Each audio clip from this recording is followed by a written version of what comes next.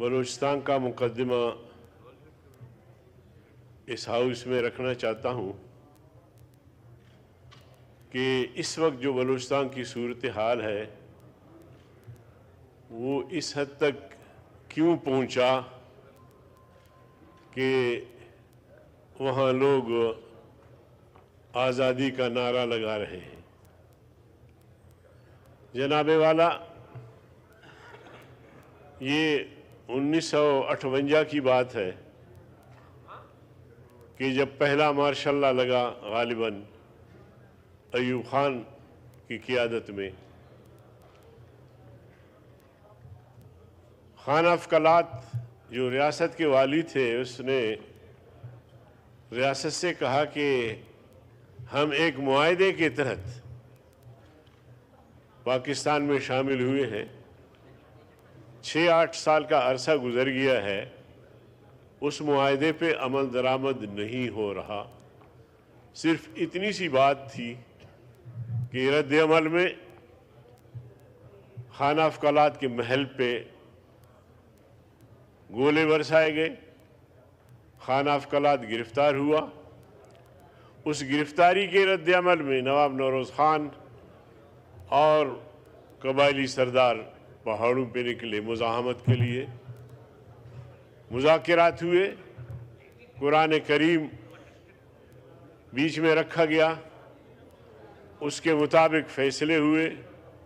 लेकिन कुरान करीम को बीच में रखने के बावजूद उस सुलहनामे के परखचे उड़ा दिए गए और नवाब नौरोज़ खान और उनके दीगर 6 साथियों को गिरफ़्तार किया गया। 6 को हैदराबाद जेल में रखा गया। नवाब नौरोज़ खान, मैं पूरे हाउस का तवज्जो चाहता हूँ इसलिए कि बलूचिस्तान का मसला जिस तरह गंभीर है, आम तौर पे लोगों को उसका हाल अहवाल नहीं है, पता नहीं है उनको। फिर ये हुआ कि नवाब नौरोज़ खान जेल में फौत हुए और हैदराबाद जेल में जो 6 उनके साथी थे उनको फांसियां दी गई। उनकी कब्रें आज भी कलात में मौजूद हैं। यहाँ से फिर एक मार्शल लॉ का तसलसल चलता है। 1970 में जब इंतखाबात का मरहला आता है तो पूरी बलोच कौम इन सब को दरगुजर करके पाकिस्तान के आइन को मानते हैं, पाकिस्तान के इलेक्शन को मानते हैं और इलेक्शन में हिस्सा लेते हैं। और जनाबे डिप्टी स्पीकर साहब, आपको पता है कि उस इलेक्शन के नतीजे में बांग्लादेश में अक्सरियत जो है वो मुजीबुर रहमान ने हासिल की। पाकिस्तान में मजमूई तौर पर अक्सरियत जुल्फ़िकार अली भुट्टो साहब ने हासिल की। लेकिन 2 सूबों में, बलूचिस्तान और खैबर पख्तूनख्वा में, जमीयत उलमा इस्लाम और नेब ने अक्सरियत हासिल की। यहाँ इनकी दोनों की हुकूमतें बन गई। मौलाना मुफ्ती महमूद साहब वज़ीर आला बने और बलूचिस्तान में अताउल्लाह मेंगल वज़ीर आला बने। यानी इंतखाबात में मैं ये ज़रा तवज्जो दिलाना चाहता हूँ कि इतनी नाराज़गी के बावजूद, कबायली सरदारों के कत्ल के बावजूद भी इन्होंने कहा कि पाकिस्तान के साथ चल रहा है। आइन भी तस्लीम किया, इलेक्शन भी तस्लीम किया और फिर इलेक्शन के नतीजे में जो हुकूमतें बनी वो भी तस्लीम किया उन्होंने। फिर जनाबे वाला एक इल्ज़ाम लगता है, अताउल्लाह मेंगल की हुकूमत ख़त्म की जाती है। मौलाना मुफ्ती महमूद चूँकि इत्तेहादी थे तो वो एहतजाजन इस्तीफ़ा देते हैं वज़ारत उलिया से। फिर वली ख़ान और जनाब अली अताउल्लाह मेंगल, गौस जो ये सारी लीडरशिप गिरफ़्तार हुई। और उसके बाद फिर आता है ज़ियाउल हक़ का दौर। ज़ियाउल हक़ का दौर आता है, वो आम माफ़ी का ऐलान करता है। फिर बलोच कौम परस्त। अब इस असना में समद खान अचकज़ई को भी कोयटा में शहीद किया गया, जो महमूद खान के वालिद गिरामी थे। کوئی وجہ معلوم نہیں ہو سکی آج تک۔ پھر جناب والا پھر 88 کے الیکشن ہوتے ہیں، انتخابات ہوتے ہیں، پھر یہی سارے قوم پرست، یہ سب قوم پرست تمام ناراضگیاں بھلا کے، بھٹو صاحب کے فوج کشی کو بھلا کے، اور جو ظلم و جبر ہوا مریوں پہ، دیگر قبائل پہ، یہاں تک کہ ان کے مال مویشی نیلام کر دیے گئے۔ ہمارے علماء نے فتویٰ دیا کہ ان مال مویشیوں کو خریدنا نہیں ہے، لیکن ظلم و جبر کی انتہا رہی۔ اس کے باوجود جب 88 کے انتخابات آتے ہیں تو یہی قوم پرست، چاہے وہ محمود خان کی شکل میں ہو، چاہے سردار عطا اللہ یا اختر جان کی شکل میں ہو، یا جمعیت علماء اسلام کی شکل میں ہو، سب انتخابات میں حصہ لیتے ہیں۔ ان انتخابات کے نتیجے میں نواب اکبر بگٹی وزیر اعلیٰ بنتے ہیں۔ 1988 سے لے کر پھر یہ سلسلہ چلتا ہے، ہر الیکشن میں قوم پرست حصہ بھی لیتے ہیں، کوئی مسئلہ نہیں تھا۔ پھر چلتے چلتے جناب والا 2006 نواب اکبر خان بگٹی جو تقریباً 90 سال ایک بوڑھے شخصیت تھے، 90 سال کی عمر میں اس کا تعاقب کیا گیا اور پہاڑوں میں جا کے اس کو شہید کیا گیا۔ اب ان کی شہادت کے بعد آج تک نوجوانوں کا ایک طبقہ یا ایک گروپ جو ہے وہ ایک مزاحمتی جنگ شروع کی ہوئی ہے۔ اب یہ سارا کہانی جو میں نے آپ کے سامنے رکھا جناب والا کہ 2006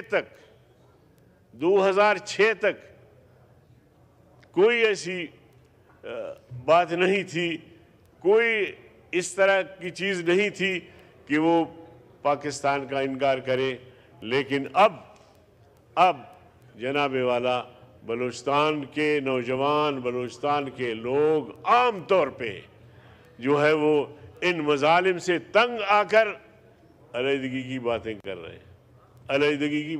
رہے ہیں۔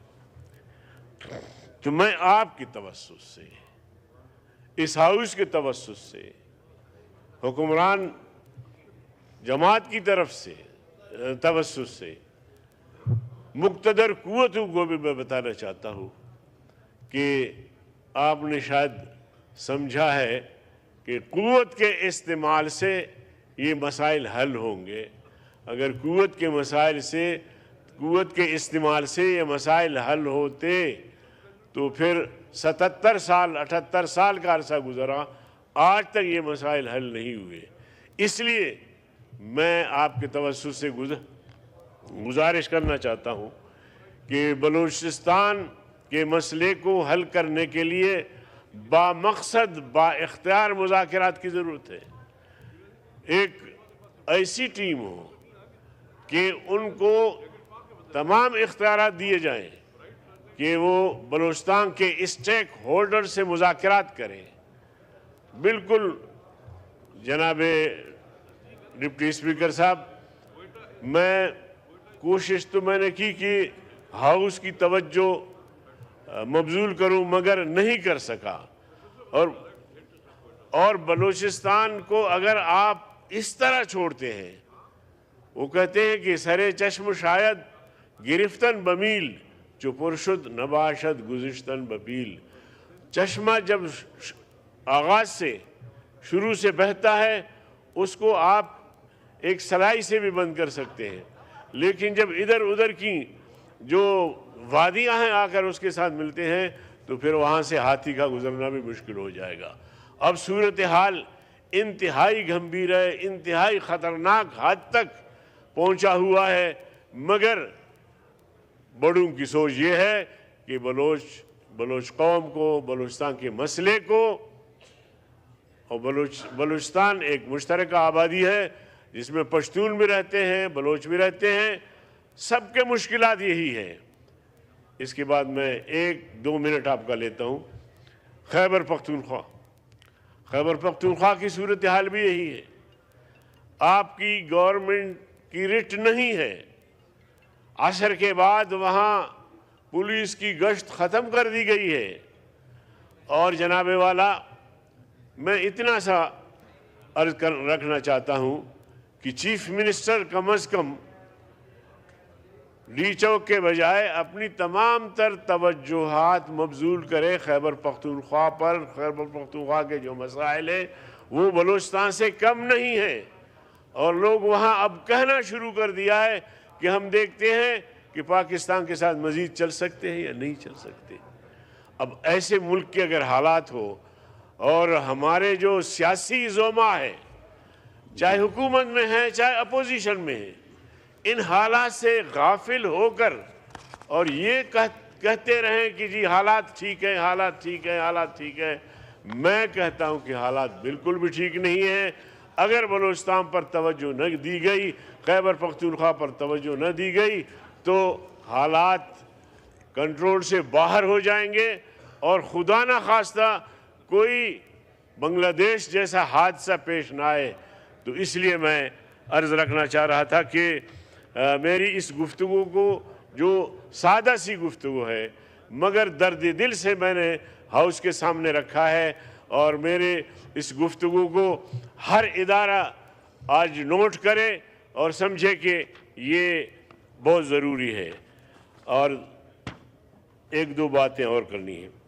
مدارس کے رجسٹریشن کے حوالے سے جناب ڈپٹی اسپیکر صاحب، ہم تو جمہوریت کی بات کرتے ہیں، ایوان کی بات کرتے ہیں، اس کے اختیارات اور تقدس کی بات کرتے ہیں. یہاں تارڑ صاحب بھی تشریف فرما ہوں گے، انہوں نے خود وہ بل پیش کیا، پاس کروایا، دونوں ایوانوں نے متفقہ طور پر پاس کیا. اس کے باوجود باقی بل پر دستخط ہوئے، مدرسے کا جو رجسٹر والا وہ تھا وہ رک گیا. اب یہ کیا جمہوریت ہے؟ کیا پارلیمنٹ کی توقیری ہے؟ یہ کیا پارلیمنٹ کی یہ بالادستی اس طرح ہوتی ہے؟ تو میں سمجھتا ہوں کہ یہ انتہائی شرمناک اور افسوسناک امر ہے، اور باہر حالات ٹھیک نہیں ہیں. جناب چیئرمین، جناب اسپیکر صاحب، بلوچستان میں بجلی، گیس، کلات جو اس وقت -11 میں جا رہا ہے، سر ترین علاقہ ہے، گیس نہیں ہے، بجلی نہیں ہے. اب ہم یہاں کہتے ہیں کہ جی کہیں بھی لوڈ شیڈنگ نہیں ہے. کیا ظلم ہو رہا ہے؟ زمیندار جو ہے ان کی اس طرح سے ایک جو ہے قتل عام آپ کہہ لیجئے کہ زمیندار جو معاشی طور پر اس کا قتل ہو رہا ہے. شکریہ. اور اس مائک کھولیں مولانا صاحب. جو میرا حلقہ ہے جی، تو اس پورے حلقے میں جہاں گیس اور بجلی نہیں ہے وہاں امن امان کا بھی مسئلہ ہے، اور پورے بلوچستان کے مسئلے کو میں نے آپ کے سامنے رکھا. جی شکریہ. شکریہ. یہ آپ کو بعد میں موقع ملے گا، ابھی ایجنڈا لے لیں.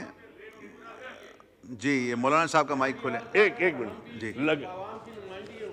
لیکن اگر آج اس ہاؤس کی جانب سے، مقتدر قوتوں کی طرف سے، حکومت کی طرف سے، آپ کی طرف سے ایک نوٹ چلا جائے کہ بلوچستان کے مسئلے کو حل کرو، بامقصد مذاکرات کرو، خیبر پختونخوا کے مسئلے کو حل کرو. 4 بھائی کہا گیا، لیکن وہ ایک آدمی کہتا ہے کہ کاش میں چھوٹا بھائی نہ ہوتا.